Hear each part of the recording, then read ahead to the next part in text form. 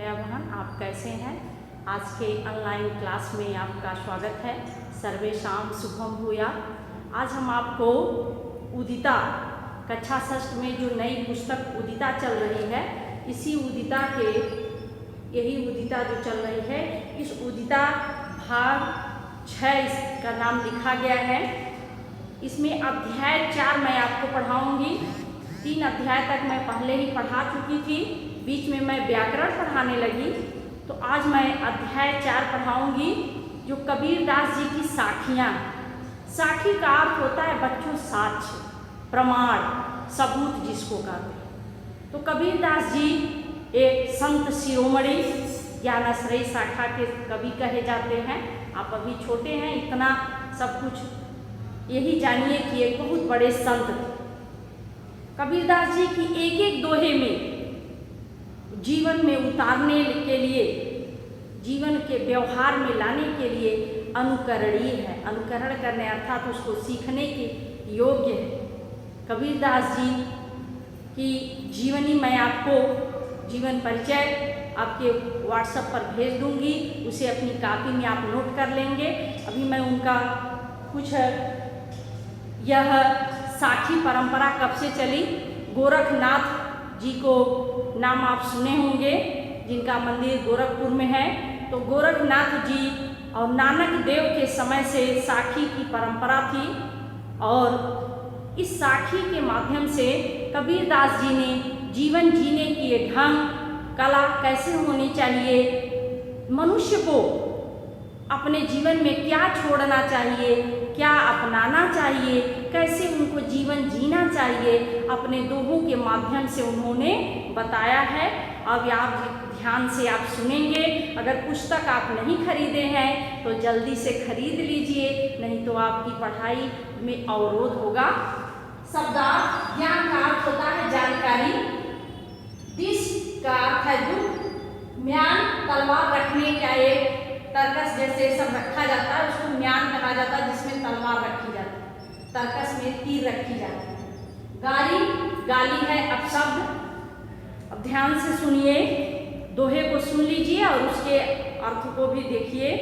कबीरदास जी ने यह साखी के माध्यम से क्या बताना चाहा है, उसे भी मैं लिखी हूँ। नीति व्यवहार अर्थात हमारा आचरण कैसा होना चाहिए, दूसरे के साथ हमारा व्यवहार कैसा होना चाहिए, हमें क्या करना चाहिए, कैसे करनी चाहिए, नहीं क्या छोड़ देना चाहिए।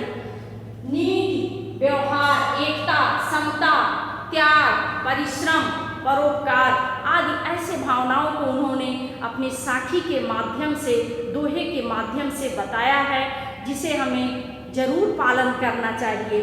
ध्यान से सुनिए। जाति न पूछो साधु की, करे संत की, साधु की जाति नहीं पूछनी चाहिए कि आप क्षत्रिय हैं कि ब्राह्मण हैं कि चमार हैं। जाति न पूछो साधु की, पूछ लीजिए ज्ञान, उनसे हमें ज्ञान ग्रहण करना चाहिए। कभी संत महात्माओं की जाति को हमें नहीं पूछना चाहिए। जाति न पूछो साधु की अर्थात साधु की, जो संत हैं, संतों की जाति हमें नहीं पूछनी चाहिए। पूछ लीजिए ज्ञान, उनसे जो हमें ज्ञान मिले उस ज्ञान को हमें ग्रहण करना चाहिए। ग्रहण अगर कठिन लग रहा हो तो आप लिख सकते हैं कि उनसे जो ज्ञान मिल रहा है उस ज्ञान को हमें ले लेना चाहिए। समझ में आ गया। संत महात्मा या साधु की हमें जाति नहीं पूछनी चाहिए, उनसे हमें ज्ञान जो मिले उसे ले लेना चाहिए। मोल करो तलवार का, पड़ी रहन दो म्यान, तलवार का मोल कभी नहीं करना चाहिए।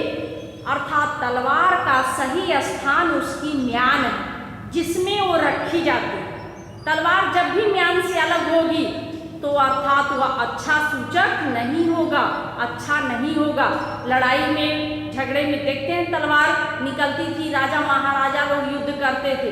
वही कबीर जी कह रहे हैं, मोल करो तलवार का, पड़ी रहन दो म्यान, तलवार का मोल नहीं करना चाहिए। अर्थात तलवार का सही स्थान म्यान ही है और उसको म्यान में ही रहने देना चाहिए। आवत गारी एक है, गारी अपशब्द जिसको कहा। आवत गारी एक है उलट, उलटत हो अनेक। उलटत का अर्थ है उल्टा, उलटत। कह रहे आवत गारी एक है, गाली एक ही कोई देता है या आती है। उलटत हो अनेक, अगर उसको हम और बढ़ाते हैं तो उसमें अनेक अर्थ अनर्थ निकालते हैं। कह रहे गावत गारी एक है उल्टत हो अनेक, गारी एक ही आती है, एक ही कोई कह रहा है या अपशब्द का प्रयोग, अगर कोई एक अपशब्द का प्रयोग कर रहा है तो उसे अगर हम बार बार जितना चाहे उसमें जोड़ के उधर उधर करके अपशब्दों को हम बना सकते हैं।